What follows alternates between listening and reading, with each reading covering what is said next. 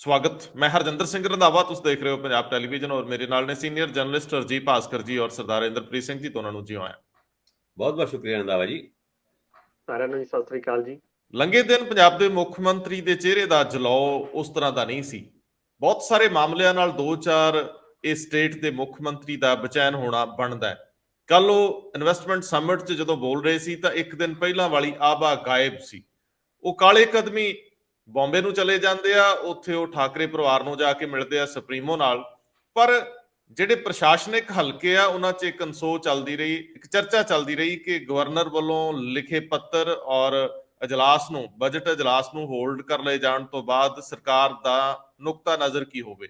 ਇਹਦੇ ਉੱਤੇ ਕੋਈ ਫਾਈਨਲ ਸਹਿਮਤੀ ਅਜੇ ਤੱਕ ਬਣੀ ਨਹੀਂ। ਪ੍ਰਸ਼ਾਸਨਿਕ ਘੇਰਿਆਂ 'ਚੋਂ ਕੋਈ ਸੂਹ ਨਿਕਲੀ ਤਾਂ ਨਹੀਂ, ਪਰ ਇਹ ਟਕਰਾਅ ਦੇ ਸਮਾਨਾਂਤਰ ਦਿੱਲੀ ਦੇ ਵਿੱਚ LG ਨਾਲ ਟਕਰਾਅ ਸੁਪਰੀਮੋ ਦਾ, ਇਹ ਵੀ ਅਤੈਮ। ਦੋ ਸਵਾਲ ਬਹੁਤ ਵੱਡੇ ਨੇ। ਹਾਲਾਂਕਿ ਅੰਮ੍ਰਿਤਪਾਲ, ਬਲਵਿੰਦਰ ਸੇਖੋਂ ਔਰ ਹੋਰ ਬਹੁਤ ਸਾਰੇ ਮਾਮਲਿਆਂ ਦੀ ਗੱਲ ਸਮਾਨਾਂਤਰ ਚੱਲਦੀ ਰਹੀ। ਅੱਜ ਦੇ ਇਸ ਐਪੀਸੋਡ ਦੇ ਵਿੱਚ ਅਸੀਂ ਸਰਕਾਰ ਦੇ ਅੰਦਰ ਜੋ ਚੱਲ ਰਿਹਾ ਉਹਦਾ ਜ਼ਿਕਰ ਤਾਂ ਕਰਾਂਗੇ ਹੀ, ਲੇਕਿਨ ਅੱਜ ਸਵੇਰੇ ਸੋਸ਼ਲ ਮੀਡੀਆ ਤੇ ਘੁੰਮਦੀ ਇੱਕ ਵੀਡੀਓ ਨੇ ਮੈਨੂੰ ਹੰਝੂਆਂ 'ਚ ਡਬੋਤਾ। ਬੱਸੀ ਪਠਾਣਾ ਦੇ ਵਿੱਚ ਮਾਰੇ ਗਏ ਅਮਨਪ੍ਰੀਤ ਦੀ ਭੈਣ, ਉਹਦਾ ਵਿਰਲਾਪ ਦੇਖਿਆ ਨਹੀਂ ਸੀ ਜਾਂਦਾ। ਉਹ ਕਹਿੰਦੀ ਕਿਹੜਾ ਪਰਚਾ ਸੀ ਮੇਰੇ ਭਰਾ ਤੇ, ਨਸ਼ੇ ਹੀ ਤੇ ਕਰਦਾ ਸੀ। ਔਰ ਹੁਣ ਇਹ ਨਸ਼ਾ ਕਿੱਥੋਂ ਕਿੱਥੋਂ ਕਿਵੇਂ ਕਿਵੇਂ ਘਰਾਂ ਨੂੰ ਪੱਟਦਾ ਹੈ, ਇਹਦੀਆਂ ਬੇਸ਼ੁਮਾਰ ਕਹਾਣੀਆਂ ਨੇ। ਅਸੀਂ ਗੱਲ ਕਰਨ ਲੱਗੇ ਹਾਂ DSP ਬਲਵਿੰਦਰ ਸੇਖੋਂ ਨਾਲ ਸੰਬੰਧਿਤ, ਲੇਕਿਨ ਇਸ ਗੱਲ ਨੇ, ਇਸ ਘਟਨਾ ਨੇ ਮੈਨੂੰ ਝੰਜੋੜਿਆ। ਤੁਹਾਨੂੰ ਸਾਰਿਆਂ ਨੂੰ ਹਰ ਦਿਨ ਕਈ ਇਹੋ ਜਿਹੀਆਂ ਕਹਾਣੀਆਂ ਝੰਜੋੜਦੀਆਂ ਹੋਣਗੀਆਂ। ਓਟ ਸੈਂਟਰਾਂ ਦੇ ਬਾਹਰ ਲੱਗੀਆਂ ਭੀੜਾਂ ਤੋਂ ਲੈ ਕੇ ਵੱਖ-ਵੱਖ ਥਾਵਾਂ ਤੇ ਓਲੇ ਲੈ ਕੇ ਨਾੜਾਂ 'ਚ ਟੀਕੇ ਲਾਉਂਦੇ ਕਿੰਨੇ ਬੱਚੇ ਦੇਖੇ ਜਾਂਦੇ ਨੇ। ਇਹਨਾਂ ਦੀ ਇਬਾਰਤ ਲਿਖੀ ਨਹੀਂ ਜਾਂਦੀ, ਇਹਨਾਂ ਨੂੰ ਕਦੇ ਪ੍ਰਭਾਸ਼ਿਤ ਨਹੀਂ ਕੀਤਾ ਜਾਂਦਾ, ਇਹਨਾਂ ਤੇ ਕੋਈ ਫਿਲਮਾਂ ਨਹੀਂ ਬਣਦੀਆਂ ਸੱਚਾਈ ਨਾਲ ਜੁੜੀਆਂ। ਇਹ ਬੜੇ ਦੁੱਖ ਨੇ, ਇਹ ਦਰਦ ਨੇ, ਇਹ ਤਕਲੀਫਾਂ ਨੇ। ਲੇਕਿਨ ਜਿਹੜੀ ਅਦਾਲਤ ਦਾ ਬੈਂਚ ਹੈ ਉਹਦੇ ਵੱਲੋਂ ਪੰਜਾਬ ਸਰਕਾਰ ਨੂੰ IT ਨੇਮਾਂ ਤੇ ਕੁਝ ਪਾਠ ਪੜ੍ਹਾਏ ਗਏ ਆ, ਕੁਝ ਟਿੱਪਣੀਆਂ ਨੇ, ਉਹਦਾ ਜ਼ਿਕਰ ਕਰਦੇ ਆ। ਲੁਧਿਆਣੇ ਦੀ ਪੁਲਿਸ ਲਈ ਇੱਕ ਸ਼ੀਸ਼ਾ ਹੈ, ਉਹਦੇ ਉੱਤੇ ਗੱਲ ਕਰਦੇ ਆ, ਆਖਰ ਇਹ ਕਿਉਂ ਆ। ਇਸੇ ਤਰ੍ਹਾਂ ਅੰਮ੍ਰਿਤਪਾਲ ਨੂੰ ਲੈ ਕੇ ਕੇਂਦਰੀ ਏਜੰਸੀਆਂ ਕੋਈ ਡੋਜ਼ੀਅਰ ਤਿਆਰ ਕਰ ਰਹੀਆਂ, ਕੁਝ ਅਖਬਾਰੀ ਰਿਪੋਰਟਾਂ ਕੁਝ ਹੋਰ ਐਂਗਲ ਤੋਂ ਨੇ, ਉਹ ਤੁਹਾਡੇ ਨਾਲ ਸਾਂਝ ਪਾਉਂਦੇ ਆ। ਸ਼੍ਰੋਮਣੀ ਕਮੇਟੀ ਦਾ ਅਜਲਾਸ ਹਰਿਆਣਾ ਕਮੇਟੀ ਨੂੰ ਲੈ ਕੇ 3 ਤਰੀਕ ਨੂੰ ਬੁਲਾ ਲਿਆ ਗਿਆ, ਉੱਤੇ ਕਿਹੜੇ ਮੰਥਨ ਹੋਣਗੇ, ਇਹ ਸਵਾਲ ਬੜਾ ਅਹਿਮ ਆ। ਤੇ ਸਵਾਲ ਇਹ ਵੀ ਬਹੁਤ ਅਹਿਮ ਹੈ ਕਿ ਸੁਪਰੀਮ ਕੋਰਟ ਦੇ ਵਿੱਚ ਇੱਕ ਨਵੀਂ ਪਟੀਸ਼ਨ ਦੇ ਵਿੱਚ ਜਾਂ ਇੱਕ ਅਰਜ਼ੀ ਦੇ ਵਿੱਚ ਉਹੀ ਮਾਮਲੇ ਦੁਬਾਰਾ ਕਿ ਕ੍ਰਿਮੀਨਲ ਆਧਾਰ ਵਾਲੇ ਪੋਲੀਟੀਸ਼ੀਅਨ ਇਲੈਕਸ਼ਨ ਕਿਉਂ ਲੜਨ, ਜਦੋਂ ਕਿ ਇੱਕ ਪੀਐਨ ਰੱਖਣ ਲਈ ਵੀ ਤੁਹਾਨੂੰ ਉਹਦਾ ਆਧਾਰ ਜਿਹੜਾ ਉਹ ਸਾਫ਼ ਸੁਥਰਾ ਚਾਹੀਦਾ। ਇਹ ਸਾਰੀਆਂ ਗੱਲਾਂ ਤੇ ਗੱਲ ਅੱਗੇ ਵਧਾਵਾਂਗੇ। ਸਭ ਤੋਂ ਪਹਿਲਾਂ ਚੱਲਦੇ ਆ ਆਪਾਂ ਪੰਜਾਬ ਸਰਕਾਰ ਦੇ ਅੰਦਰ ਚੱਲ ਰਹੀ ਘੁਸਰ-ਮੁਸਰ ਤੇ, ਬਚੈਨੀਆਂ ਤੇ, ਕਨਸੋਆਂ ਤੇ। ਚਰਚਾ ਵਾਲੀ ਖਬਰ ਹੈ ਕਿ ਗਵਰਨਰ ਸਾਹਿਬ ਨੇ ਪੱਤਰ ਲਿਖਿਆ ਸੀ, ਮੰਗੀ ਗਈ ਸੀ ਪ੍ਰਵਾਨਗੀ ਸਰਕਾਰ ਵੱਲੋਂ ਸੈਸ਼ਨ ਦੀ, ਉੱਤੇ ਪ੍ਰਵਾਨਗੀ ਦੇਣ ਦੀ ਬਜਾਏ ਉਹਨਾਂ ਤੋਂ ਸਪਸ਼ਟੀਕਰਨ ਵਾਲੀ ਚਿੱਠੀ ਦੇ ਉੱਤੇ ਲੀਗਲ ਰਾਏ ਲੈਣ ਦੀ ਗੱਲ ਕਹਿ ਕੇ ਗੱਲ ਖੜੋਤ 'ਚ ਆ ਗਈ, ਟਕਰਾਅ 'ਚ ਆ ਗਈ। ਜਿਹੜਾ ਪੰਜਾਬ ਸਰਕਾਰ ਵੱਲੋਂ ਰਿਐਕਸ਼ਨ ਸੀ ਇੱਥੇ ਆਉਣਾ, ਬਚ ਕੇ ਨਿਕਲ ਲਿਆ ਗਿਆ ਜਾਂ ਕੋਈ ਤਿਆਰੀ ਕੀਤੀ ਜਾ ਰਹੀ ਹੈ? ਮੈਨੂੰ ਲੱਗਦਾ ਕਿ ਤਿਆਰੀ ਕੀਤੀ ਜਾ ਰਹੀ ਹੈ। ਕੱਲ ਅਸੀਂ ਬਹੁਤ ਇਸ ਦੇ ਉੱਤੇ ਮਤਲਬ ਕਾਫੀ ਆਫੀਸਰ ਨਾਲ ਗੱਲ ਵੀ ਕੀਤੀ ਸੀਗੀ ਕਿ ਕੀ ਹੋ ਕੀ ਰਿਹਾ, ਤਾਂ ਉਹਨਾਂ ਨੇ ਕਿਹਾ ਵੀ ਇਹ ਸਾਡੇ ਲੈਵਲ ਤੇ ਨਹੀਂ ਹੋਣਾ, ਇਹ ਉੱਪਰੋਂ ਹੀ ਹੋਣਾ ਹੈ ਫੈਸਲਾ। ਤਾਂ ਇਸ ਤੋਂ ਤਾਂ ਸਾਬਿਤ ਹੋ ਰਿਹਾ ਸੀਗਾ ਕਿ ਮੁੱਖ ਮੰਤਰੀ ਪੋਲੀਟੀਕਲ ਕੋਈ ਰਾਏ ਵੀ ਇਸ ਤੇ ਲੈਣਾ ਚਾਹੁੰਦੇ ਆ, ਪੋਲੀਟੀਕਲ ਆਪਣੀ ਪਾਰਟੀ ਜਿਹੜੀ ਪਾਰਟੀ ਸੁਪਰੀਮੋ ਹੈਗੇ ਆ ਉਹਨਾਂ ਨਾਲ ਵੀ ਗੱਲ ਕਰਨਾ ਚਾਹੁੰਦੇ ਆ। ਇਸ ਕਰਕੇ ਉਹ ਕੱਲ ਸਮਿਟ 'ਚ ਵੀ ਜੋ ਜਿਸ ਤਰ੍ਹਾਂ ਦਾ ਬੋਲੇ ਸੀ, ਕੱਲ ਤੁਸੀਂ ਦੇਖਿਆ ਹੋਣਾ ਉਹਨਾਂ ਦੀ ਉਹ ਜ਼ੀਲ ਨਹੀਂ ਨਜ਼ਰ ਆਈ ਜੋ ਪਰਸੋਂ ਜਿਸ ਤਰ੍ਹਾਂ ਦੇ ਉਹ ਖੁਸ਼ ਸੀਗੇ ਤੇ ਬਹੁਤ ਉਤਸ਼ਾਹ ਨਾਲ ਉਹਨਾਂ ਨੇ ਭਾਸ਼ਣ ਦਿੱਤਾ ਸੀ। ਕੱਲ ਉਹ ਜ਼ੀਲ ਥੋੜੀ ਗਾਇਬ ਸੀ ਉਹਨਾਂ ਦੇ ਚਿਹਰੇ ਤੋਂ, ਤੇ ਕੱਲ ਉਹ ਬੜੀ ਕਾਹਲੀ ਨਾਲ ਵੀ ਸਮੇਟ ਕੇ ਔਰ ਨਿਕਲ ਗਏ। ਉਹਨਾਂ ਨੇ ਇੰਡਸਟਰੀਅਲਿਸਟਾਂ ਨਾਲ ਖਾਣਾ ਵੀ ਨਹੀਂ ਖਾਧਾ, ਜਿਸ ਤਰ੍ਹਾਂ ਪਰਸੋਂ ਤਾਂ ਉੱਥੇ ਬੈਠ ਕੇ ਉਹ ਖਾਣਾ ਖਾ ਕੇ ਗਏ, ਲੇਕਿਨ ਔਰ ਮੀਡੀਆ ਨਾਲ ਵੀ ਕਾਫੀ ਲੋਕਾਂ ਨਾਲ ਮਿਲ ਰਹੇ, ਲੇਕਿਨ ਗੱਲਬਾਤ ਉਹਨਾਂ ਨੇ ਔਨ ਰਿਕਾਰਡ ਕੋਈ ਨਹੀਂ ਕੀਤੀ, ਲੇਕਿਨ ਗੱਲਾਂ ਕਰਦੇ ਰਹੇ ਉਹਨਾਂ ਨਾਲ ਖੁੱਲ ਕੇ ਦੂਸਰੀਆਂ ਸਮਿਟ ਬਾਰੇ ਜਾਂ ਕੁਝ ਹੋਰ ਬਾਰੇ। ਪਰ ਕੱਲ ਨਹੀਂ ਉਹਨਾਂ ਨੇ ਇਹ ਜਿਹਾ ਕੁਝ ਦਿਖਾਇਆ। ਕੱਲ ਤਾਂ ਉਹ ਤੁਰੰਤ ਹੀ ਬਸ ਜਿਉਂ ਹੀ ਖਤਮ ਹੋਈ ਔਰ ਸਤਿ ਸ੍ਰੀ ਅਕਾਲ ਬੁਲਾ ਕੇ ਸਾਰਿਆਂ ਨੂੰ ਉੱਥੋਂ ਹੀ ਸਿੱਧਾ ਮੁੰਬਈ ਵਾਲੇ ਪਾਸੇ ਚਲੇ ਗਏ। ਹੁਣ ਜਾਂ ਤਾਂ ਉੱਥੇ ਮੈਨੂੰ ਲੱਗਦਾ ਕਿ ਉਹ ਅਰਵਿੰਦ ਕੇਜਰੀਵਾਲ ਹੋਰਾਂ ਨਾਲ ਜਾਂ ਆਪਣੀ ਲੀਗਲ ਟੀਮ ਨਾਲ ਇਹ ਸਾਰਾ ਡਿਸਕਸ ਕਰ ਰਹੇ ਕਿ ਇਸ ਤੇ ਕਰਨਾ ਕੀ ਹੈ, ਕਿਉਂਕਿ ਕੱਲ ਇੱਕ ਕੰਸੋ ਇਹ ਆਏਗੀ ਸੀ ਦੁਬਾਰਾ ਕਿ ਦੁਬਾਰਾ ਵੀ ਬੈਠਕ ਕੈਬਨਿਟ ਦੀ बुलाई जा रही है, लेकिन वो ਉਹਦਾ ਅਸੀਂ ਸ਼ਾਮ ਤੱਕ ਉਡੀਕਦੇ ਰਹੇ ਕਿ ਸ਼ਾਇਦ ਕੋਈ ਆ ਜੇ ਡੇਟ, ਲੇਕਿਨ ਨਹੀਂ ਆਈ।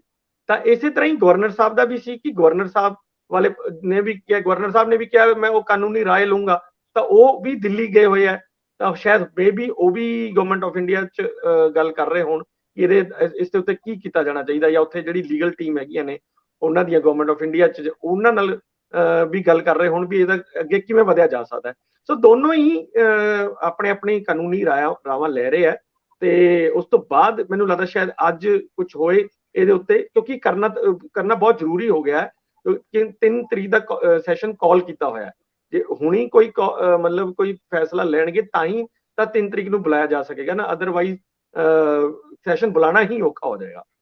ਜੀ, ਇਹ ਭਾਸਕਰ ਸਾਹਿਬ ਇਹਦੇ ਨਾਲ ਜੁੜਦੀ ਇੱਕ ਖਬਰ ਕਾਫੀ ਤੇਜ਼ੀ ਨਾਲ ਕੱਲ ਅੱਗੇ ਵਧੀ ਸੀਗੀ ਕਿ ਦਿੱਲੀ ਦੇ ਵਿੱਚ ਲੈਫਟੀਨੈਂਟ ਗਵਰਨਰ ਸਕਸੇਨਾ ਨਾਲ ਜਿਹੜਾ ਟਕਰਾਅ ਚੱਲ ਰਿਹਾ ਸੁਪਰੀਮੋ ਦੀ ਸਰਕਾਰ ਦਾ, ਉਹਦੇ ਵਿੱਚ ਇੱਕ ਪੱਤਰ ਜਾਰੀ ਹੋਇਆ, ਕੋਈ ਹਦਾਇਤਾਂ ਜਾਰੀ ਹੋਈਆਂ ਅਫਸਰਾਂ ਨੂੰ ਕਿ ਤੁਸੀਂ ਆਰਡਰ ਜਿਹੜੇ ਉੱਤਰੋਂ LG ਵੱਲੋਂ ਨਾ ਲਓ। ਇਹਦਾ ਮਤਲਬ ਇਹ ਜਿਹੜਾ ਟਕਰਾਅ ਦਿੱਲੀ ਦਾ ਸੀ ਉਹ ਪੰਜਾਬ ਵੱਲ ਧੱਕਦਾ ਗਿਆ। ਹੁਣ ਜੇ ਪੰਜਾਬ ਦੇ ਥਰੂ ਇਹ ਦਿੱਲੀ ਦੀ ਲੜਾਈ ਲੜਨੀ ਹੈ ਸੁਪਰੀਮੋ ਸਾਹਿਬ ਨੇ, ਤੇ ਪੰਜਾਬ ਤੇ ਬੜਾ ਸੈਂਸਿਟਿਵ ਜਿਹਾ ਅੱਗੇ ਹੋਰ ਸਾਨੂੰ ਬੜੇ ਝਮੇਲੇ ਆ। ਤੁਹਾਨੂੰ ਲੱਗਦਾ ਹੈ ਕਿ ਇੱਕ ਉਹ ਜਿਹੜਾ LG ਵਾਲਾ ਜਿਹੜਾ ਸਸੋਦੀਆ ਸਾਹਿਬ ਦਾ ਕੋਈ ਆਰਡਰ ਹੈ ਤੇ LG ਕੋਲ ਨਾ ਜਾਓ, ਉਹਨੂੰ ਜਰਾ ਦੱਸ ਦਿਓ। ਬਹੁਤ ਸਾਰੇ ਟਾਈਮ ਤੋਂ LG ਦਿੱਲੀ ਦੇ ਤੇ ਮੁੱਖ ਮੰਤਰੀ ਕੇਜਰੀਵਾਲ ਜਾਂ ਫਿਰ ਮਨੀਸ਼ ਸਿਸੋਦੀਆ ਉਪ ਮੁੱਖ ਮੰਤਰੀ ਦਾ ਰੋਲਾ ਹੈਗਾ, ਔਰ ਬਹੁਤ ਸਾਰੇ ਫੈਸਲਿਆਂ ਦੇ ਉੱਤੇ, ਖਾਸ ਕਰਕੇ ਤੁਹਾਨੂੰ ਯਾਦ ਹੋਏਗਾ ਦਿੱਲੀ ਦੀ ਉਹ ਐਕਸਾਈਜ਼ ਪਾਲਿਸੀ, ਜਿਸ ਮੁੱਦੇ ਦੇ ਉੱਤੇ ਚੀਫ ਸੈਕਟਰੀ ਦਿੱਲੀ ਨੇ ਇੱਕ ਰਿਪੋਰਟ ਭੇਜੀ ਸੀਗੀ ਲੈਫਟੀਨੈਂਟ ਗਵਰਨਰ ਸਾਹਿਬ ਨੂੰ, ਔਰ ਲੈਫਟੀਨੈਂਟ ਗਵਰਨਰ ਸਾਹਿਬ ਨੇ ਉਸ ਰਿਪੋਰਟ ਦੇ ਬੇਸ ਤੇ CBI ਦੀ ਜਾਂਚ ਮੰਗ ਲਈ ਸੀ, ਔਰ ਜਾਂਚ ਸ਼ੁਰੂ ਵੀ ਹੋ ਗਈ। ਹੁਣ ਤੇ ED ਦਾ ਵੀ ਪਰਚਾ ਹੋ ਗਿਆ। ਉਸ ਤੋਂ ਇਲਾਵਾ ਬੱਸਾਂ ਦੀ ਖਰੀਦ ਫਿਰੋਜ਼ ਦੇ ਮਾਮਲੇ ਦੇ ਵਿੱਚ ਵੀ ਇਸ ਤਰ੍ਹਾਂ ਹੀ ਹੋਇਆ ਸੀਗਾ, ਚੀਫ ਸੈਕਟਰੀ ਦੀ ਰਿਪੋਰਟ LG ਸਾਹਿਬ ਨੂੰ ਤੇ LG ਸਾਹਿਬ CBI ਨੂੰ। ਹੁਣ ਪਿਛਲੇ ਦਿਨਾਂ ਦੇ ਵਿੱਚ ਟੀਚਰਾਂ ਨੂੰ ਫਿਨਲੈਂਡ ਭੇਜਣ ਦੀ ਗੱਲ ਕੀਤੀ ਸੀਗੀ, ਉਹਦੇ ਉੱਤੇ ਵੀ ਰੋਕ ਲਾਈ LG ਸਾਹਿਬ ਨੇ। ਹੁਣ ਫੈਸਲਾ ਇੱਥੋਂ ਹੋਇਆ, ਇੱਥੋਂ ਮਤਲਬ ਮਨੀਸ਼ ਸਿਸੋਦੀਆ ਨਾ ਉਪ ਮੁੱਖ ਮੰਤਰੀ, ਉਹਨਾਂ ਨੇ ਇੱਕ ਸਾਰੇ ਆਪਣੇ ਸੈਕਟਰੀਜ਼ ਨੂੰ ਚਿੱਠੀ ਲਿਖਤੀ ਹੈ ਵੀ ਅੱਜ ਤੋਂ ਬਾਅਦ ਲੈਫਟੀਨੈਂਟ ਗਵਰਨਰ ਵਾਲੀ ਸਾਈਡ ਤੋਂ ਕੋਈ ਸਿੱਧਾ ਆਰਡਰ ਆਇਆ ਤੇ ਨਹੀਂ ਮੰਨਣਾ। ਜੇ ਤੁਹਾਡੇ ਕੋਲ ਆ ਵੀ ਗਿਆ ਕੋਈ ਆਰਡਰ ਤੇ ਤੁਸੀਂ ਆਪਣੇ ਵਿਭਾਗ ਦੇ ਮੰਤਰੀ ਨੂੰ ਉਹਦੀ ਨੌਲੇਜ ਵਿੱਚ ਲਿਆਓਗੇ, ਉਹ ਕੋਈ ਮੁੱਦਾ ਜਾਂ ਕੋਈ ਫੈਸਲਾ ਉਸ ਮੁੱਦੇ ਦੇ ਉੱਤੇ ਲੈਂਦੇ ਨੇ ਤੇ ਉਹੀ ਵੈਲਿਡ ਹੋਏਗਾ। ਹੁਣ ਟਕਰਾਅ ਤਲਵਾਰਾਂ ਖਿੱਚ ਗਈਆਂ, ਕਿਉਂਕਿ ਸੁਪਰੀਮ ਕੋਰਟ ਦੇ ਉਸ ਆਰਡਰ ਦਾ ਹਵਾਲਾ ਮਨੀਸ਼ ਸਿਸੋਦੀਆ ਉਹਨਾਂ ਨੇ ਦਿੱਤਾ ਹੈ, ਜਿਹਦੇ ਵਿੱਚ ਇਹ ਗੱਲ ਪੂਰੇ ਤਰੀਕੇ ਨਾਲ ਕਲੀਅਰ ਹੈ ਕਿ ਡੇ ਟੂ ਡੇ ਪ੍ਰੋਸੀਡਿੰਗਸ ਦੇ ਵਿੱਚ ਸਰਕਾਰ ਦੀ ਕਾਰਿਆ ਪ੍ਰਣਾਲੀ ਦੇ ਵਿੱਚ ਲੈਫਟੀਨੈਂਟ ਗਵਰਨਰ ਦਾ ਕੋਈ ਸਿੱਧਾ ਇੰਟਰਵੈਂਸ਼ਨ ਨਹੀਂ ਹੋ ਸਕਦਾ, ਔਰ 3 ਮੁੱਦਿਆਂ ਨੂੰ ਛੱਡ ਕੇ ਬਾਕੀ ਮੁੱਦਿਆਂ ਦੇ ਉੱਤੇ ਦਿੱਲੀ ਦੀ ਸਰਕਾਰ ਆਪਣੇ ਆਪ ਵਿੱਚ ਹੀ ਇੰਡੀਪੈਂਡੈਂਟ ਹੈਗੀ ਹੈ ਔਰ ਆਪਣਾ ਕੰਮ ਕਰ ਸਕਦੀ ਹੈ। ਪਰ ਇਸ ਮੁੱਦੇ ਦੇ ਉੱਤੇ ਤਲਵਾਰਾਂ ਖਿੱਚਣ ਤੋਂ ਬਾਅਦ ਉਹਨਾਂ ਸੈਕਟਰੀਆਂ ਦਾ ਕੀ ਹੋਏਗਾ, ਕਿਉਂਕਿ ਉਹਨਾਂ ਨੂੰ ਤੇ ਹਜੇ ਆਦਤ ਲੈਫਟੀਨੈਂਟ ਗਵਰਨਰ ਦੇ ਆਰਡਰਾਂ ਦੀ ਮੰਨਣ ਦੀ ਪੈ ਗਈ ਹੈ, ਔਰ ਜਦ ਕਦੀ ਵੀ ਉਹਨਾਂ ਨੇ ਲੈਫਟੀਨੈਂਟ ਗਵਰਨਰ ਨੂੰ ਇਗਨੋਰ ਕੀਤਾ ਹੈ ਤੇ ਉਹਨਾਂ ਦੇ ਉੱਤੇ ਗਾਜ ਵੀ ਗਿਰੀ ਹੈ। ਹੁਣ ਦੇਖੋ ਇਸ ਆਰਡਰ ਤੋਂ ਬਾਅਦ ਕਿੰਨਾ ਕੁ ਅਸਰ ਹੁੰਦਾ ਹੈ, ਪਰ ਤਲਵਾਰਾਂ ਖਿੱਚ ਗਈ। ਔਰ ਜਿੱਥੇ ਤੱਕ ਸਾਡੇ ਪੰਜਾਬ ਦੇ ਗਵਰਨਰ ਸਾਹਿਬ ਔਰ ਮੁੱਖ ਮੰਤਰੀ ਦੇ ਵਿੱਚ ਚਿੱਠੀ ਵਾਲਾ ਵਿਵਾਦ ਸ਼ੁਰੂ ਹੋਇਆ, ਉਹਦੇ ਵਿੱਚ ਮੈਨੂੰ ਲੱਗਦਾ ਦੋਨੋਂ ਟੀਮਾਂ ਤਿਆਰ ਹੋ ਰਹੀਆਂ, ਫਾਈਨਲ ਰਾਊਂਡ ਦੀ ਤਿਆਰੀ ਹੈ, ਔਰ 2 ਕੁ ਦਿਨਾਂ ਦੇ ਵਿੱਚ ਕੁਝ ਚਿੱਠੀ ਕੁਝ ਐਕਸ਼ਨ ਮੁੱਖ ਮੰਤਰੀ ਦੁਆਰਾ ਲਿੱਤਾ ਜਾ ਸਕਦਾ ਹੈ, ਤੇ ਫਿਰ ਗਵਰਨਰ ਸਾਹਿਬ ਵੀ ਜਿਹੜਾ ਦਿੱਲੀ ਦਰਬਾਰ ਦੇ ਵਿੱਚ ਗਏ ਨੇ ਉੱਥੋਂ ਕੋਈ ਫਾਈਨਲ ਫੈਸਲਾ ਲੈ ਕੇ ਆ ਸਕਦੇ ਨੇ। ਇੰਦਰਪ੍ਰੀਤ ਜੀ, ਕੋਰਟ ਦੇ ਵਿੱਚ ਕੱਲ ਜੋ ਗੱਲਾਂ ਬਾਹਰ ਨਹੀਂ ਆ ਸਕੀਆਂ ਉਹਦੇ ਬਾਰੇ ਜ਼ਰੂਰ ਦੱਸੋ। ਬਲਵਿੰਦਰ ਸੇਖੋਂ ਦੀ ਪੇਸ਼ੀ ਸੀ ਕੋਰਟ ਦੇ ਵਿੱਚ, ਕਿਸੇ ਨੂੰ ਵੀ ਜਾਣ ਦੀ ਆਗਿਆ ਨਹੀਂ ਸੀ, ਵਕੀਲਾਂ ਨੇ ਵੀ ਬੜੀ ਮੁਸ਼ਕਲ ਨਾਲ ਅੰਦਰ ਗਏ, ਰਾਜਵਿੰਦਰ ਬੈਂਸ ਵਰਗੇ ਵਕੀਲ ਬੜੀ ਮੁਸ਼ਕਲ ਨਾਲ ਹੀ ਅੰਦਰ ਜਾ ਸਕੇ। ਉਹਨਾਂ ਦੇ ਕਹਿਣ ਅਨੁਸਾਰ ਕਾਫੀ ਸਖਤੀ ਸੀਗੀ। ਅੰਬ ਸਾਹਿਬ ਗੁਰਦੁਆਰੇ ਦੇ ਵਿੱਚ ਕੁਝ ਲੋਕ ਇਕੱਤਰ ਹੋਏ ਸੀ, ਉਹ ਇੱਕ ਵੱਖਰਾ ਪਹਿਲੂ ਆ, ਲੇਕਿਨ ਕੋਰਟ ਦੇ ਅੰਦਰ ਬਲਵਿੰਦਰ ਸੇਖੋਂ ਦੀ ਪੇਸ਼ੀ ਦੌਰਾਨ ਕੀ ਕੁਝ ਵਾਪਰਦਾ ਔਰ ਜੱਜਮੈਂਟ ਤੋਂ ਇਲਾਵਾ ਜਿਹੜੀਆਂ ਜੱਜਸ ਦੀਆਂ ਟਿੱਪਣੀਆਂ ਤੇ ਬਲਵਿੰਦਰ ਸੇਖੋਂ ਦਾ ਰਵੱਈਆ, ਇਹ ਸਾਰੇ ਨੂੰ ਰਿਪੋਰਟ ਕਰੋ ਜ਼ਰਾ। ਦੇਖੋ ਕੱਲ ਮਤਲਬ ਇਹ ਜਿਵੇਂ ਪਹਿਲਾਂ ਹੀ ਤੈਅ ਸੀਗਾ ਕਿ ਉਹਨਾਂ ਨੂੰ ਪੇਸ਼ ਕੀਤਾ ਜਾਣਾ ਬਲਵਿੰਦਰ ਸੇਖੋਂ ਹੋਰਾਂ ਨੂੰ, ਇਸ ਜਿਹੜੀ ਮਰਿਆਦਾ ਦੇ ਖਿਲਾਫ ਉਹਨਾਂ ਨੇ ਟਿੱਪਣੀਆਂ ਕੀਤੀਆਂ ਨੇ ਜੱਜਸ ਦੇ ਖਿਲਾਫ, ਤੇ ਕਾਫੀ ਸਖਤੀ ਸੀ। ਪੂਰੀ ਕੋਰਟ ਨੂੰ ਜਿਵੇਂ ਛਾਵਣੀ ਦੇ ਰੂਪ ਚ ਤਬਦੀਲ ਕਰਤਾ ਹੁੰਦਾ, ਇਸ ਤਰ੍ਹਾਂ ਦਾ ਨਜ਼ਾਰਾ ਸੀ ਉੱਤੇ। ਕਿਸੇ ਨੂੰ ਕੋਰਟ ਰੂਮ ਚ ਇਜਾਜ਼ਤ ਨਹੀਂ ਸੀ, ਬਹੁਤ ਹੀ ਘੱਟ ਲੋਕ ਹੀ ਅੰਦਰ ਜਾ ਸਕੇ, ਤੇ ਅੰਦਰ ਵੀ ਮਤਲਬ ਜਿਹੜਾ ਉਹ ਜੱਜਸ ਨੇ ਉਹਨਾਂ ਨੂੰ ਮੌਕਾ ਦਿੱਤਾ ਸੀ ਬਲਵਿੰਦਰ ਸੇਖੋਂ ਹੋਰਾਂ ਨੂੰ। ਇੱਕ ਤਾਂ ਉਹਨਾਂ ਨੂੰ ਆਪਣਾ ਵਕੀਲ ਕਰਨ ਦਾ ਮੌਕਾ ਦਿੱਤਾ ਕਿ ਤੁਸੀਂ ਵਕੀਲ ਕਰ ਲਓ, ਤਾਂ ਵਕੀਲ ਉਹਨਾਂ ਨੇ ਅਨੁਪਮ ਗੁਪਤਾ ਦਾ ਨਾਂ ਲਿਆ ਕਿ ਸਾਨੂੰ ਅਨੁਪਮ ਗੁਪਤਾ ਦਾ ਨੂੰ ਕਰਵਾ ਦਿਓ। ਲੇਕਿਨ ਕਿਉਂਕਿ ਉਹ ਲੀਗਲ ਸਰਵਿਸਿਜ਼ ਦੇ ਜਿਹੜਾ ਹੁੰਦਾ ਹੈ ਉਹਦੇ ਵਿੱਚ ਹੈ ਨਹੀਂ ਸੂਚੀ 'ਚ, ਇਸ ਕਰਕੇ ਉਹਨਾਂ ਨੂੰ ਉਹ ਨਹੀਂ ਦਿੱਤਾ ਜਾ ਸਕਿਆ, ਤੇ ਫਿਰ ਕੋਈ ਹੋਰ ਵਕੀਲ ਜਿਹਦੀ ਜਿਹੜਾ ਉਹਨਾਂ ਦੇ ਪੈਨਲ ਤੇ ਸੀ, ਫਿਰ ਉਹ ਹੀ ਉਹਨਾਂ ਨੂੰ ਮਿਲਿਆ। ਦੂਸਰੀ ਇਹ ਸੀਗੀ ਜਿਹੜੀ ਸਭ ਤੋਂ ਹੈਰਾਨੀ ਵਾਲੀ ਚੀਜ਼ ਸੀ ਕਿ ਉਹਨਾਂ ਨੂੰ ਬਾਰ-ਬਾਰ ਮੌਕਾ ਦਿੱਤਾ ਜਾਂਦਾ ਰਿਹਾ ਜਿਰਾ ਕਰਨ ਦਾ, ਪਰ ਉਹ ਔਰ ਮਾਫੀ ਮੰਗਣ ਦਾ ਵੀ ਉਹਨਾਂ ਨੂੰ ਕਿਹਾ ਸੀ ਕਿ ਤੁਹਾਨੂੰ ਕੋਈ ਇਸ ਤੇ ਖੇਦ ਹੈ, ਅਗਰ ਤੁਹਾਨੂੰ ਖੇਦ ਹੈ ਜੋ ਤੁਸੀਂ ਇੱਥੇ ਬੋਲੇ ਹੋ ਤਾਂ ਤੁਸੀਂ ਖੇਦ ਵਿਅਕਤ ਕਰ ਸਕਦੇ ਹੋ। ਕੋਰਟ ਕੋਈ ਮਤਲਬ ਜ਼ਿਆਦਾ ਸਖਤ ਵੀ ਨਹੀਂ ਸੀ ਹੋਣਾ ਚਾਹੁੰਦੀ, ਪਰ ਮੈਨੂੰ ਲੱਗਦਾ ਕਿ ਜਿਸ ਤਰ੍ਹਾਂ ਦਾ ਬਲਵਿੰਦਰ ਸਿੱਖ ਹੋਰਾਂ ਦਾ ਵਿਵਹਾਰ ਸੀ, ਉਹ ਮੈਨੂੰ ਉਹ ਹੈ ਨਹੀਂ ਸੀ ਇਸ ਤਰ੍ਹਾਂ ਦਾ ਕਿ ਉਹ ਮਾਫੀ ਮੰਗਣਾ ਚਾਹੁੰਦੇ ਹੈ। ਤਾਂ ਕੋਰਟ ਨੇ ਤੁਰੰਤ ਹੀ ਫਿਰ 6 ਮਹੀਨੇ ਦੀ ਉਹਨਾਂ ਨੂੰ ਸਜ਼ਾ ਸੁਣਾਤੀ ਹੈ, ਔਰ ਦੋਨਾਂ ਨੂੰ, ਉਹਨਾਂ ਦਾ ਜਿਹੜਾ ਸਾਥੀ ਪ੍ਰਦੀਪ ਸ਼ਰਮਾ ਹੈਗੇ ਆ ਉਹਨਾਂ ਨੂੰ ਵੀ ਤੇ ਉਹ ਦੋਨਾਂ ਨੂੰ।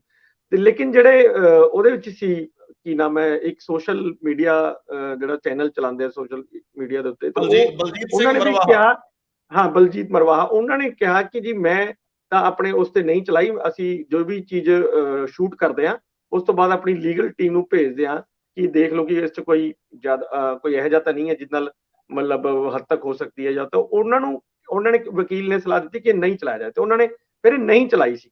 ਪਰ ਇਹ ਹੋਰ ਸੋਸ਼ਲ ਪਲੇਟਫਾਰਮਸ ਤੇ ਚੱਲ ਗਈ, ਤਾਂ ਕਿਉਂਕਿ ਉਹ ਸ਼ੂਟ ਉਹਨਾਂ ਨੇ ਕੀਤੀ ਹੋਈ ਸੀ ਤੇ ਇਸ ਕਰਕੇ ਉਹਨਾਂ ਦਾ ਨਾਮ ਵੀ ਉਹਦੇ ਵਿੱਚ ਆ ਗਿਆ, ਉਹਨਾਂ ਨੂੰ ਵੀ ਨਾਮਜ਼ਦ ਕਰ ਲਿਆ ਸੀਗਾ, ਲੇਕਿਨ ਉਹਨਾਂ ਨੂੰ ਤਾਂ ਕੋਈ ਸਜ਼ਾ ਨਹੀਂ ਹੋਈ। ਮੇਰੇ ਖਿਆਲ ਨਾਲ ਰੰਧਾਵਾ ਜੀ ਇਹ ਕਾਫੀ ਦੇਰ ਤੋਂ ਬਾਅਦ, ਜਾਂ ਮੇਰੀ ਨਜ਼ਰ ਦੇ ਵਿੱਚ ਤੇ ਪਹਿਲੀ ਵਾਰ ਇਦਾਂ ਹੋਇਆ ਕਿ ਪਹਿਲੀ ਹੀਅਰਿੰਗ ਦੇ ਵਿੱਚ ਹੀ ਕਨਵਿਕਸ਼ਨ ਹੋ ਜਾਂਦੀ ਹੈ, ਔਰ ਕਨਵਿਕਸ਼ਨ ਵੀ ਸਿੱਧਾ 6 ਮਹੀਨੇ ਦੀ।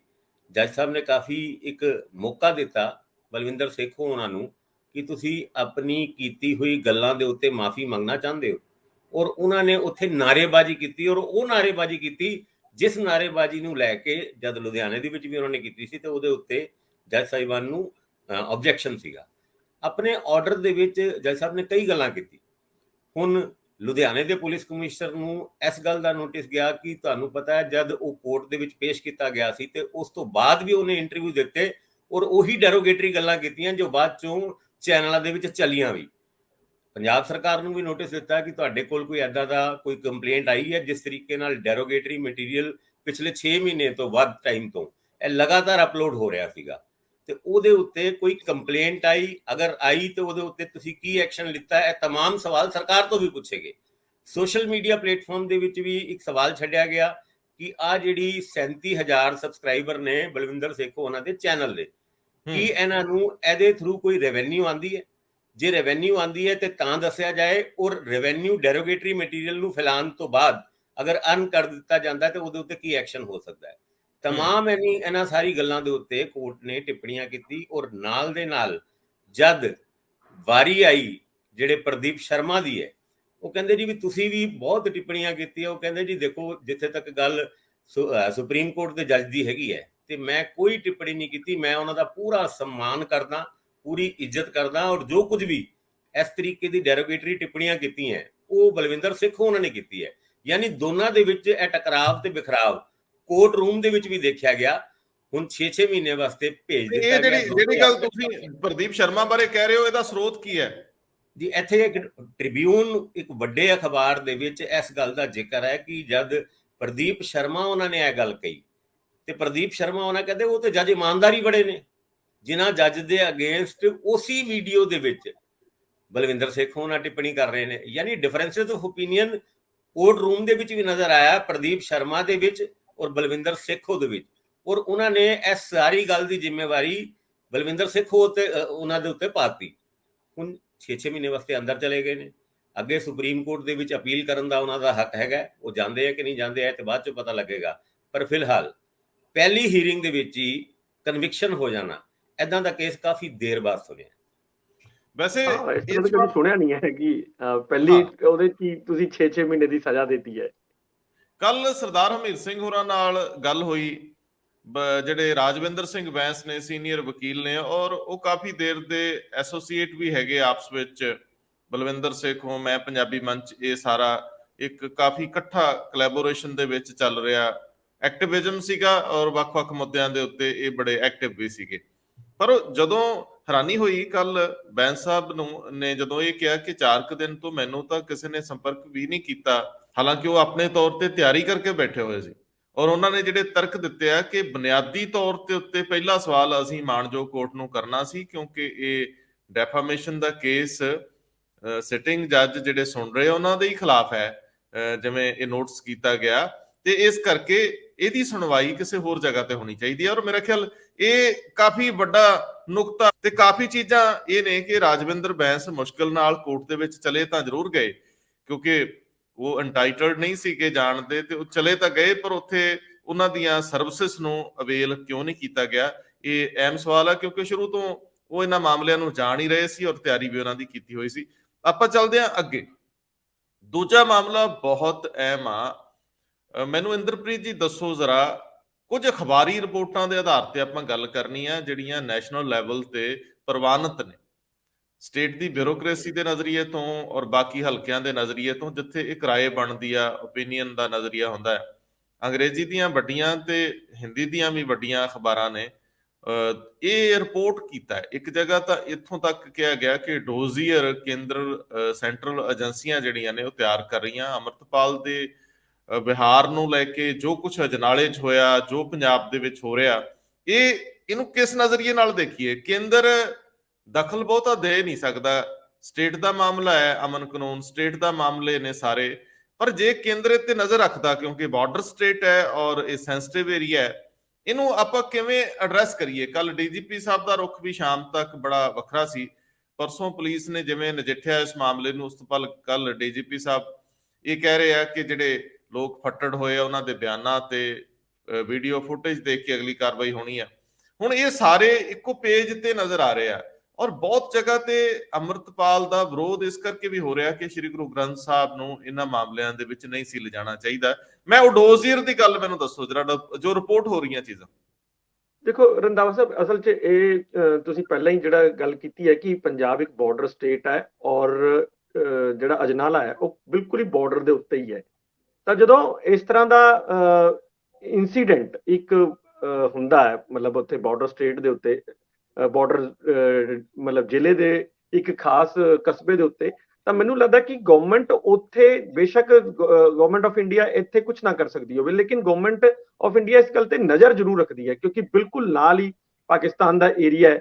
ਔਰ ਕੈਪਟਨ ਅਮਰਿੰਦਰ ਸਿੰਘ ਨੇ ਵੀ ਉਸ ਦਿਨ ਕਿਹਾ ਸੀਗਾ ਕਿ ਬਈ ਇਹ ਇਨਸੀਡੈਂਟ ਨੂੰ ਬਿਲਕੁਲ ਇੱਕ law and order the problem ਸਮਝ ਕੇ ਨਾ ਕਰੋ, ਇਸ ਦੇਸ਼ ਦੀ ਸੁਰੱਖਿਆ ਨਾਲ ਵੀ ਜੁੜਿਆ ਹੋਇਆ ਮਾਮਲਾ ਹੋ ਸਕਦਾ ਹੈ।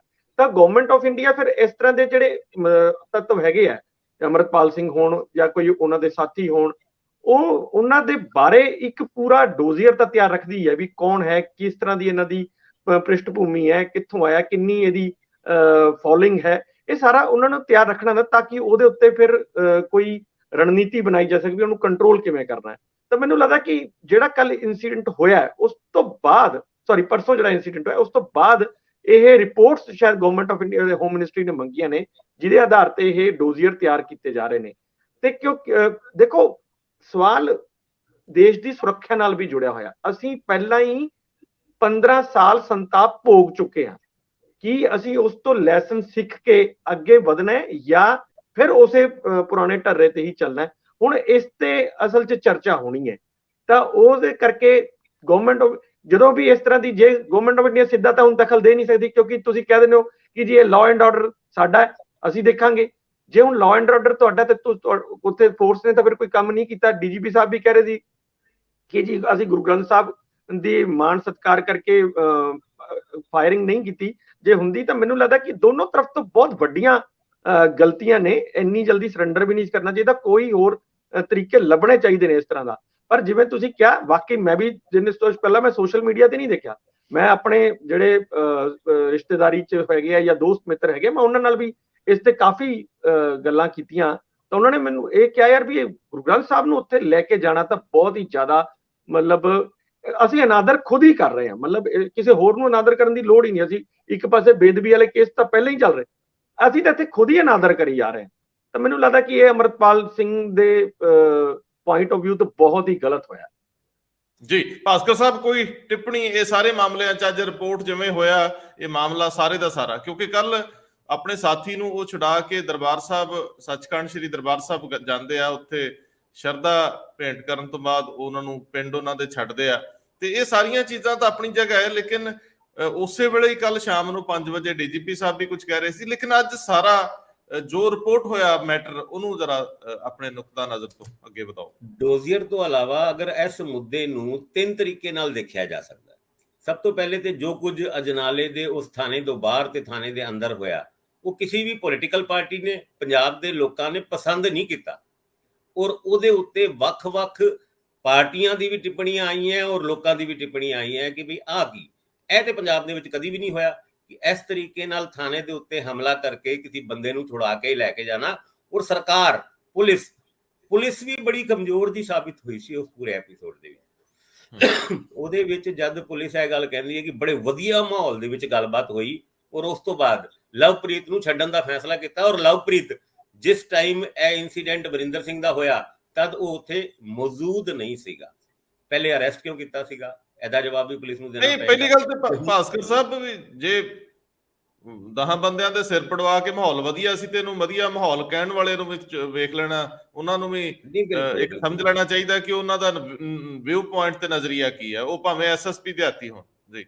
ਨਹੀਂ, ਬਿਲਕੁਲ। ਔਰ ਨਾਲ ਦੇ ਨਾਲ ਉਸ ਦਿਨ ਹੀ ਗਵਰਨਰ ਸਾਹਿਬ ਦੀ ਉਹ ਚਿੱਠੀ ਜਦ ਨਾ ਕੀਤੀ ਸੀ ਕਿ ਬਜਟ ਸੈਸ਼ਨ ਨੂੰ ਬੁਲਾਉਣ ਦੇ ਵਾਸਤੇ, law and order the problem, governor Sahib legal consultation ਲੈ ਰਹੇ ਨੇ, ਔਰ ਕੀ ਪੰਜਾਬ ਦੇ ਵਿੱਚ ਵਿਗੜੀ ਹੋਈ law and order the situation ਨੂੰ ਇੱਕ ਆਧਾਰ ਬਣਾਇਆ ਜਾ ਸਕਦਾ ਪੰਜਾਬ ਦੇ ਵਿੱਚ ਕੋਈ ਰਾਸ਼ਟਰਪਤੀ ਵੱਡਾ ਫੈਸਲਾ ਲੈਣ ਵਾਸਤੇ? ਇਹ ਵੀ ਇੱਕ ਸਵਾਲ ਪੈਦਾ ਹੁੰਦਾ। ਦੂਜਾ, ਰਹਿਤ ਮਰਿਆਦਾ ਦਾ ਇੱਕ ਸਵਾਲ ਪੈਦਾ ਹੋਇਆ ਸੀਗਾ, ਜਿਸ ਤਰੀਕੇ ਨਾਲ ਉਸ ਪ੍ਰੋਟੈਸਟ ਦੇ ਵਿੱਚ ਗੁਰੂ ਗ੍ਰੰਥ ਸਾਹਿਬ ਜੀ ਨੂੰ ਲਿਆਇਆ ਗਿਆ, ਔਰ ਉਸ ਤੋਂ ਬਾਅਦ ਸਾਰੀ ਧਿਰਾਂ ਦਾ ਇਹਦੇ ਉੱਤੇ ਆਬਜੈਕਸ਼ਨ। ਸੁਖਬੀਰ ਸਿੰਘ ਬਾਦਲ ਉਹਨਾਂ ਨੇ ਵੀ ਇਸ ਗੱਲ ਦੇ ਉੱਤੇ ਆਬਜੈਕਸ਼ਨ ਕੀਤਾ ਹੈ, ਪਰ ਸੌਫਟ ਕੌਣ ਹੈ? ਯਾਨੀ ਜਿਨ੍ਹਾਂ ਦੀ ਪ੍ਰਤੀਕਿਰਿਆ ਸਭ ਤੋਂ ਜ਼ਿਆਦਾ ਤਿੱਖੀ ਹੋਣੀ ਚਾਹੀਦੀ ਸੀ ਅਕਾਲ ਤਖਤ ਦੀ, ਉਹਨਾਂ ਦੀ ਉਨੀ ਤਿੱਖੀ ਪ੍ਰਤੀਕਿਰਿਆ ਨਹੀਂ ਆਈ। ਇਹ ਵੀ ਇੱਕ ਸਵਾਲ ਪੰਥਕ ਖੇਤਰ ਦੇ ਵਿੱਚ ਵੀ ਖੜਾ ਹੋਇਆ। ਔਰ ਨਾਲ ਦੇ ਨਾਲ ਹੁਣ ਪੁੱਛਿਆ ਜਾ ਰਿਹਾ ਹੈ ਕਿ ਅਕਾਲ ਤਖਤ ਨੇ ਕੋਈ ਸਖਤ ਟਿੱਪਣੀ ਨਹੀਂ ਕੀਤੀ। ਐਸਜੀਪੀਸੀ ਦੇ ਮੈਂਬਰ ਕਿਰਨਜੋਤ ਕੌਰ ਉਹਨਾਂ ਨੇ ਵੀ ਇਹ ਸਵਾਲ ਪੁੱਛਿਆ ਹੈ ਕਿ ਕਿਉਂ ਅਕਾਲ ਤਖਤ ਨੇ ਇਸ ਮੁੱਦੇ ਦੇ ਉੱਤੇ ਦੁੱਧ ਦਾ ਦੁੱਧ ਪਾਣੀ ਦਾ ਪਾਣੀ ਕਿਉਂ ਨਹੀਂ ਕੀਤਾ। ਇੱਕ ਸਵਾਲ ਜਿਹਾ ਖੜਾ ਕਰਕੇ ਉਹਦੇ ਉੱਤੇ ਹੀ ਹੁਣ ਵੱਡੇ ਸਵਾਲ ਖੜੇ ਹੋਣ ਲੱਗੇ ਨੇ।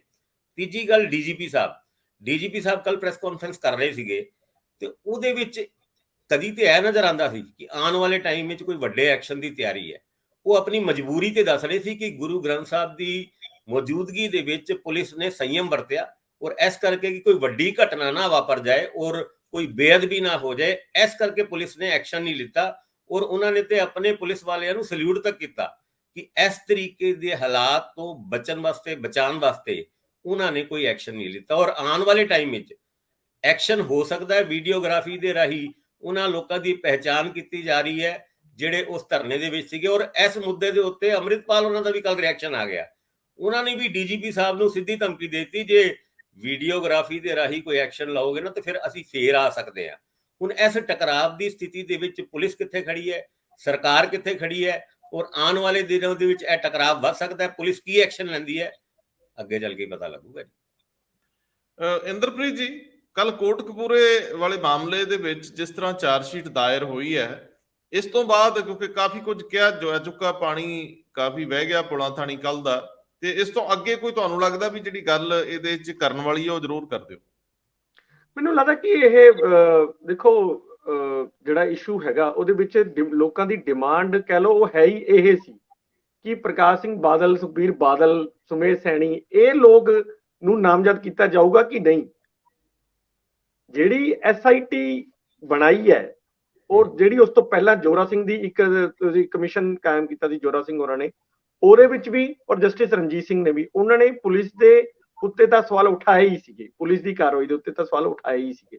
ਲੇਕਿਨ ਜਸਟਿਸ ਰਣਜੀਤ ਸਿੰਘ ਕਮਿਸ਼ਨ ਦੇ ਵਿੱਚ ਤਾਂ ਜ਼ਰੂਰ ਸੀਗਾ ਕਿ ਪੋਲੀਟੀਕਲ ਲੋਕ ਵੀ ਸ਼ਾਮਿਲ ਹੈਗੇ ਆ, ਪਰ ਇਹ ਐਸਆਈਟੀ ਨੇ ਬਿਲਕੁਲ ਸਿੱਧੇ ਤੌਰ ਤੇ ਜਿਸ ਤਰ੍ਹਾਂ ਉਹਨਾਂ ਦੀ ਨਾਮਜ਼ਦਗੀਆਂ ਕੀਤੀਆਂ ਨੇ, ਮੈਨੂੰ ਲੱਗਦਾ ਕਿ ਹੁਣ ਕੇਸ ਕੋਰਟ ਦੇ ਵਿੱਚ ਚਲਾ ਗਿਆ। ਹੁਣ ਤਾਂ ਮੈਨੂੰ ਲੱਗਦਾ ਕਿ ਉੱਥੇ ਉਹਨਾਂ ਨੂੰ ਇਹ ਧਰਨਾ ਵੀ ਚੁੱਕਣਾ ਪਊਗਾ। ਪੋਲੀਟੀਕਲੀ ਤੌਰ ਤੇ ਇਹ ਕੀ ਕਰਵਟ ਲੈਂਦਾ ਇਹ ਤਾਂ 2-4 ਦਿਨ ਦੇ ਵਿੱਚ ਹੀ ਪਤਾ ਚੱਲ ਜਾਏਗਾ, ਕਿਉਂਕਿ ਹਜੇ ਲੋਕਾਂ ਦੇ ਜਿਹੜੇ ਕਹਿੰਦੇ ਨੇ ਹਿਰਦੇ ਬਲੂੰਦਰੇ ਹੋਏ ਆ, ਉਹਨਾਂ ਦੇ ਉੱਤੇ ਹੀ ਸਵਾਲ ਹੈ ਕਿ ਉਹ ਇਸ ਕਾਰਵਾਈ ਨਾਲ ਉਹਨਾਂ ਕੇ ਸ਼ਾਂਤ ਹੋਣਗੇ ਕਿ ਨਹੀਂ ਹੋਣਗੇ, ਕਿਉਂਕਿ ਹੋ ਤਾਂ ਗਿਆ ਹੀ ਹੈ। ਕੋਰਟਾਂ ਦੇ ਵਿੱਚ ਇਹਦੀ ਲੜਾਈ ਕਿੰਨੀ ਕੁ ਲੰਬੀ ਚੱਲੇਗੀ ਹਜੇ ਤਾਂ ਉਸ ਦਾ ਸਵਾਲ ਹੈ। ਫਿਰ ਇਹਦਾ ਵੀ ਸਵਾਲ ਹੈ ਕਿ ਕੀ ਕੋਰਟ ਜਿਹੜੀ ਨਾਮਜ਼ਦ ਕੀਤੇ ਨੇ ਕਿ ਉਹਨਾਂ ਤੇ ਉਸ ਤਰ੍ਹਾਂ ਦਾ ਹੀ ਫੈਸਲਾ ਲੈਂਦੇ ਆ ਜਿਸ ਤਰ੍ਹਾਂ ਦਾ ਆਰੋਪ ਲੱਗੇ ਨੇ, ਜਾਂ ਜਿਸ ਤਰ੍ਹਾਂ ਪਹਿਲਾਂ ਦੀ ਜਿਹੜੀ SIT ਪਹਿਲਾਂ ਕੁਮਾਰ ਵਿਜੇ ਪ੍ਰਤਾਪ ਵਾਲੀ ਦਾ ਹਾਲ ਕੀਤਾ ਉਸ ਤਰ੍ਹਾਂ ਦਾ ਹਾਲ ਹੋ ਜਾਏਗਾ। ਇਹ ਉਹ ਕੋਰਟਾਂ ਦੇ ਫੈਸਲੇ, ਮੈਨੂੰ ਲੱਗਦਾ ਉਸ ਤੇ ਟਿੱਪਣੀ ਕਰਨਾ ਕੋਈ ਠੀਕ ਨਹੀਂ, ਪਰ ਇਹ ਉਸ ਤੋਂ ਬਾਅਦ ਹੀ ਪਤਾ ਚੱਲੇਗਾ ਜੀ। ਅਜੇ ਇਸ ਚਾਰਜ ਸ਼ੀਟ ਦੇ ਵਿੱਚ ਸਭ ਤੋਂ ਇੰਪੋਰਟੈਂਟ ਗੱਲ ਹੈਗੀ ਹੈ ਕਿ ਮਾਸਟਰ ਮਾਈਂਡ ਬਣਾਇਆ ਗਿਆ ਸੁਖਬੀਰ ਸਿੰਘ ਬਾਦਲ, ਜਿਹੜੇ ਉਸ ਵਕਤ ਦੇ ਉਪ ਮੁੱਖ ਮੰਤਰੀ ਸੀ ਤੇ ਹੋਮ ਮਿਨਿਸਟਰ ਸੀ। ਦੂਜਾ ਮਾਸਟਰ ਮਾਈਂਡ ਬਣਾਇਆ ਗਿਆ ਸੁਮੇਸ਼ ਸਿੰਘ ਸੈਣੀ, ਜੇ ਉਸ ਵਕਤ DGP ਸੀ। ਬਾਕੀ ਸਾਰਿਆਂ ਦੀ ਇਨਵੋਲਵਮੈਂਟ ਦੇਖੋ ਤੇ ਮੁੱਖ ਮੰਤਰੀ ਉਸ ਵਕਤ ਦੇ ਪ੍ਰਕਾਸ਼ ਸਿੰਘ ਬਾਦਲ ਉਹਨਾਂ ਨੂੰ ਇਸ ਵਾਸਤੇ ਦੋਸ਼ੀ ਠਹਿਰਾਇਆ ਗਿਆ ਕਿ ਉਹਨਾਂ ਨੇ ਇਸ ਫੈਸਲਿਆਂ ਦੇ ਉੱਤੇ ਕੋਈ ਰੋਕ ਨਹੀਂ ਲਾਈ, ਜਾਂ ਜੋ ਕੁਝ ਵੀ ਹੋਇਆ ਉਹਦੇ ਵਿੱਚ ਇਹਨਾਂ ਨੇ ਸਾਥ ਦਿੱਤਾ। ਔਰ ਜਿੱਥੇ ਤੱਕ ਪੁਲਿਸ ਅਫਸਰਾਂ ਦੀ ਗੱਲ ਹੈਗੀ ਹੈ, ਦੂਜੇ ਭਾਵੇਂ ਜਿਹੜੇ ਅਮਰ ਸਿੰਘ ਚਾਹਲ ਨੇ, ਉਹਨਾਂ ਨੂੰ ਇਹ ਲਿਖਿਆ ਕਿ ਇਹਨਾਂ ਦੀ ਵੀ ਇਨਵੋਲਵਮੈਂਟ ਦਾ ਸੰਦੇਹ ਹੈ, ਹਜੇ ਸੰਦੇਹ ਵਾਲੀ ਗੱਲ ਹੈਗੀ ਹੈ। ਔਰ ਬਾਕੀ ਜਿਹੜੇ ਚਰਨਜੀਤ ਸ਼ਰਮਾ ਹੋਣਾ, ਉਹ ਤੇ ਮੌਕੇ ਤੇ ਮੌਜੂਦ ਹੀ ਸੀਗੇ, ਉਹਨਾਂ ਦੇ ਆਰਡਰ ਦੇ ਉੱਤੇ ਗੋਲੀਆਂ ਚੱਲੀ। ਯਾਨੀ ਹਜੇ ਜਿਹੜੀ ਇਹ ਚਾਰਜ ਸ਼ੀਟ ਹੈ ਉਹ ਇਸ ਤਰ੍ਹਾਂ ਲੱਗਦਾ ਹੈ ਕਿ ਇੰਨੇ 7-8 ਸਾਲ ਤੋਂ ਜਿਹੜੀ ਇਨਵੈਸਟੀਗੇਸ਼ਨ ਚੱਲ ਰਹੀ ਸੀ, ਉਸ ਇਨਵੈਸਟੀਗੇਸ਼ਨ ਦੇ ਵਿੱਚ ਵੀ ਸਿੱਟੇ ਦਾ ਜ਼ਿਕਰ ਹੁੰਦਾ ਸੀ, ਔਰ ਉਦਾਂ ਦਾ ਹੀ ਸਿੱਟਾ ਇਸ ਇਨਵੈਸਟੀਗੇਸ਼ਨ ਦਾ ਨਿਕਲ ਕੇ ਆਇਆ ਹੈ। ਇਸ ਗੱਲ ਨੂੰ ਆਧਾਰ ਵੀ ਸੁਖਬੀਰ ਸਿੰਘ ਬਾਦਲ ਉਹਨਾਂ ਨੇ ਬਣਾਇਆ। ਸੁਖਬੀਰ ਸਿੰਘ ਬਾਦਲ ਉਹਨਾਂ ਕੱਲ ਇਹ ਕਹਿੰਦੇ ਨੇ ਕਿ ਜਦ ਕੁਲਤਾਰ ਸਿੰਘ ਸੰਧਵਾ ਹੋਣਾ ਉਸ ਮੋਰਚੇ ਦੀ ਮੀਟਿੰਗ ਦੇ ਵਿੱਚ ਗਏ ਸੀ ਤੇ ਉੱਥੇ ਇਹ ਕਹਿ ਕੇ ਆਏ ਸੀ ਕਿ ਅਸੀਂ ਬਾਦਲਾਂ ਨੂੰ ਨਾਮਜ਼ਦ ਕਰਾਂਗੇ। ਔਰ ਉਸ ਤੋਂ ਇਲਾਵਾ ਕੁਲਦੀਪ ਸਿੰਘ ਧਾਲੀਵਾਲ ਹੋਣਾ ਵੀ ਮੋਰਚੇ ਦੇ ਵਿੱਚ ਇਹੀ ਅਸ਼ੋਰੈਂਸ ਦੇ ਕੇ ਆਏ ਸੀ ਕਿ ਕਿਸੇ ਨਾ ਕਿਸੇ ਜਗ੍ਹਾ ਗਾਜ ਬਾਦਲਾਂ ਦੇ ਉੱਤੇ ਗਿਰੇਗੀ, ਤੇ ਉਹੀ ਕੁਝ ਹੋ ਰਿਹਾ ਹੈ। ਹੁਣ ਇਹ ਆਧਾਰ ਕੋਰਟ ਦੇ ਵਿੱਚ ਕਿੰਨਾ ਕੁ ਆਧਾਰਿਤ ਸਾਬਿਤ ਹੁੰਦਾ ਹੈ ਇਹ ਤੇ ਬਾਅਦ ਚੋਂ ਪਤਾ ਲੱਗੇਗਾ, ਪਰ ਇਸ ਮੁੱਦੇ ਦੇ ਉੱਤੇ ਪੋਲੀਟੀਕਲ ਐਕਟੀਵਿਟੀਜ਼ ਜ਼ਰੂਰ ਤੇਜ਼ ਹੋ ਗਈਆਂ। ਅਕਾਲੀ ਦਲ ਪਿਛਲੇ ਕਈ ਸਾਲਾਂ ਤੋਂ ਬੇਅਦਬੀਆਂ ਦੇ ਮੁੱਦੇ ਦੇ ਉੱਤੇ ਔਰ ਇਹ ਕੋਟ ਕਪੂਰਾ ਬਿਬਲ ਕਲਾ ਫਾਇਰਿੰਗ ਦੇ ਮੁੱਦੇ ਦੇ ਉੱਤੇ ਲੋਕਾਂ ਦੀ ਪਰਸੈਪਸ਼ਨ ਦੇ ਵਿੱਚ ਘਿਰਦਾ ਨਜ਼ਰ ਆ ਰਿਹਾ ਸੀ। ਹੁਣ ਇਹ ਗੱਲ ਲੀਗਲ ਤੌਰ ਤੇ ਅੱਗੇ ਵਧਾਈ ਜਾ ਰਹੀ ਹੈ। ਕਿੰਨੀ ਕੁ ਸਾਬਿਤ ਹੋਏਗੀ ਕੋਰਟਾਂ ਦੇ ਵਿੱਚ ਇਹ ਤੇ ਬਾਅਦ ਦੀ ਗੱਲ ਹੈਗੀ ਹੈ, ਪਰ ਸਿਆਸਤ ਇਸ ਮੁੱਦੇ ਦੇ ਉੱਤੇ ਹੁਣ ਪੰਜਾਬ ਦੇ ਵਿੱਚ ਹੋਰ ਜ਼ਿਆਦਾ ਤੇਜ਼ ਹੋ ਜਾਏਗੀ। ਅਕਾਲੀ ਦਲ ਕਾਫੀ ਦੇਰ ਤੋਂ ਭੁਗਤ ਰਿਹਾ, ਲੋਕ ਸਪੋਰਟ ਨਹੀਂ ਕਰ ਰਹੇ ਵੋਟ ਦੇ ਰੂਪ 'ਚ। ਇੱਕ ਬਹੁਤ ਵੱਡਾ ਤਾਣਾ ਬਾਣਾ ਹੋਣ ਦੇ ਬਾਵਜੂਦ, ਕਿਉਂਕਿ ਵਰਕਰ ਬੇਸ ਜਿੰਨਾ ਮਜ਼ਬੂਤ ਅਕਾਲੀ ਦਲ ਦਾ ਸਟੇਟ 'ਚ ਕਿਸੇ ਕੋਲ ਅੱਜ ਦੇ ਦਿਨ 'ਚ ਵੀ ਨਹੀਂ ਹੈਗਾ, ਪੱਕੇ ਬੰਦੇ ਅੱਜ ਵੀ ਉਹਨਾਂ ਕੋਲ ਬਹੁਤ ਹੈ, ਪਰ ਜਿਹੜੀ ਵੋਟ ਪੈਟਰਨ ਹੈ ਉਹਦੇ ਵਿੱਚ ਉਹਨਾਂ ਨੂੰ ਮਾਈਨਸ ਕਰਕੇ ਹੀ ਹੁਣ ਅੱਗੇ ਵਧਿਆ ਜਾ ਰਿਹਾ ਸੀ। ਇਹਦੇ ਨਾਲ ਕਿੰਨੀ ਵੱਡੀ ਸੱਟ ਲੱਗੂਗੀ ਇਹ ਬਹਿਸ ਦਾ ਵਿਸ਼ਾ ਹੈ, ਪਰ ਇਹ ਸਫਾਈਆਂ ਦਿੰਦੇ ਆ ਕਈ ਵਾਰੀ ਉਮਰ ਲੰਘ ਜਾਂਦੀ ਹੁੰਦੀ ਇਹਨਾਂ ਗੱਲਾਂ ਦੇ ਵਿੱਚ। ਲੋਕ ਪਰਸੈਪਸ਼ਨ ਚੋਂ ਕਿਸੇ ਚੀਜ਼ ਨੂੰ ਕੱਢਣਾ ਬਹੁਤ ਮੁਸ਼ਕਲ ਹੁੰਦਾ ਹੈ। ਮੈਂ ਜਿਹੜੀ ਗੱਲ ਤੁਸੀਂ ਚਰਨਜੀਤ ਸ਼ਰਮਾ ਵਾਲੀ ਕੀਤੀ ਕਿ ਉਹਨਾਂ ਦੇ ਆਰਡਰ ਤੇ ਗੋਲੀ ਚੱਲੀ, ਆਮ ਤੌਰ ਤੇ ਮੰਨਿਆ ਜਾਂਦਾ ਹੈ ਕਿ ਮੈਜਿਸਟ੍ਰੇਟ ਦੇ ਆਰਡਰ ਤੇ ਹੀ ਗੋਲੀ ਚੱਲਦੀ ਹੈ। ਚਰਨਜੀਤ ਸ਼ਰਮਾ ਵਾਲੀ ਗੱਲ ਨੂੰ ਆਪਾਂ ਵਾਪਸ ਲੈਂਦੇ ਆ। ਭਾਸਕਰ ਸਾਹਿਬ ਦੀ ਜ਼ੁਬਾਨ ਚੋਂ ਇਹ ਨਿਕਲੇ ਲਫ਼ਜ਼ ਜਾਂਦੇ ਜਾਂਦੇ ਇੱਕ ਮੈਂ ਹੀ ਛੋਟੀ ਜੀ ਇਨਫੋਰਮੇਸ਼ਨ ਦੇ ਦਿਆਂ। ਵੈਸੇ ਤੁਸੀਂ ਤੁਹਾਡੇ ਦੋਨਾਂ ਚੋਂ ਕੋਈ ਇਹਦੇ ਉੱਤੇ ਕਹਿਣਾ ਚਾਹਵੇ, ਜਿਹੜਾ ਸੁਪਰੀਮ ਕੋਰਟ 'ਚ ਕੱਲ ਫਿਰ ਇੱਕ ਪਟੀਸ਼ਨ ਪਈ ਜਾਂ ਐਪਲੀਕੇਸ਼ਨ ਮੂਵ ਹੋਈ, ਕਿਉਂਕਿ ਕੇਸ ਤਾਂ ਚੱਲ ਹੀ ਰਿਹਾ ਕਿ ਸਮਰੱਥ ਲੋਕ, ਰਸੂਖਦਾਰ ਲੋਕ, ਪੋਲੀਟੀਕਲ ਲੋਕ ਜਿਹੜੇ ਜਿਨ੍ਹਾਂ ਦੇ ਉੱਤੇ ਕ੍ਰਿਮੀਨਲ ਕੇਸਿਸ ਹੈਗੇ ਆ, ਉਹਨਾਂ ਨੂੰ ਚੁਣਾਵੀ ਮੈਦਾਨ ਚੋਂ ਹਟਾਓ। ਬਈ ਇਹ ਇੱਕ ਭਾਸਕਰ ਸਾਹਿਬ ਤੁਸੀਂ ਦੱਸ ਦਿਓ ਫਿਰ ਬਹੁਤ ਸੰਖੇਪ 'ਚ। ਸੁਪਰੀਮ ਕੋਰਟ ਦੇ ਵਿੱਚ ਇੱਕ ਪਟੀਸ਼ਨ ਪਈ ਸੀਗੀ, ਜਿਹੜੇ ਅਸ਼ਵਨੀ ਉਪਾਧਿਆਏ ਭਾਜਪਾ ਦੇ ਲੀਡਰ ਨੇ, ਉਹ ਕਹਿੰਦੇ ਬਹੁਤ ਸਾਰੇ MPs ਇਦਾਂ ਦੇ ਹੈਗੇ ਨੇ ਜਿਨ੍ਹਾਂ ਦੇ ਖਿਲਾਫ ਸੀਰੀਅਸ ਕ੍ਰਿਮੀਨਲ ਚਾਰजेस ਹੈਗੇ ਨੇ, ਪਰ MP ਬਣ ਗਏ, ਉਹਨਾਂ ਨੂੰ ਇਲੈਕਸ਼ਨ ਲੜਨ ਤੋਂ ਰੋਕਿਆ ਜਾਏ। ਸੁਪਰੀਮ ਕੋਰਟ ਨੇ ਇਸ ਮੁੱਦੇ ਦੇ ਉੱਤੇ ਪੱਕਾ ਫੈਸਲਾ ਤਾਂ ਨਹੀਂ ਕੀਤਾ ਜਾਂ ਕੋਈ ਟਿੱਪਣੀ ਤੇ ਨਹੀਂ ਕੀਤੀ, ਪਰ ਹਾਂ ਉਹਨਾਂ ਨੇ ਕੁਝ ਆંકੜਾ ਜ਼ਰੂਰ ਦਿੱਤਾ ਸੀਗਾ ਕੋਰਟ ਦੇ ਵਿੱਚ। ਕਹਿੰਦੇ 2019 ਦੀ ਲੋਕ ਸਭਾ ਦੇ ਵਿੱਚ ਟੋਟਲ 539 MP ਇਲੈਕਟ ਹੋਏ ਸੀ, ਜਿਨ੍ਹਾਂ ਵਿੱਚੋਂ 233 ਉਹ ਸੀਗੇ ਜਿਨ੍ਹਾਂ ਦਾ ਬੈਕਗ੍ਰਾਉਂਡ ਕ੍ਰਿਮੀਨਲ ਸੀਗਾ ਜਾਂ ਉਹਨਾਂ ਦੇ ਖਿਲਾਫ ਕੋਈ ਕ੍ਰਿਮੀਨਲ ਕੇਸਿਸ ਸੀਗੇ, ਯਾਨੀ 43% ਹੈ ਬਣਦਾ ਹੈ। ਔਰ 2009 ਤੋਂ ਬਾਅਦ ਐਦਾਂ ਦੇ MPs ਦੀ ਸੰਖਿਆ ਇੰਨੀ ਕੁ ਵਧੀ ਹੈ 109% ਦੇ ਕਰੀਬ। 2009 ਤੋਂ ਲੈ ਕੇ ਹਜੇ ਤੱਕ ਕ੍ਰਿਮੀਨਲ ਬੈਕਗ੍ਰਾਉਂਡ ਵਾਲੇ MP ਬਣਦੇ ਰਹੇ ਨੇ।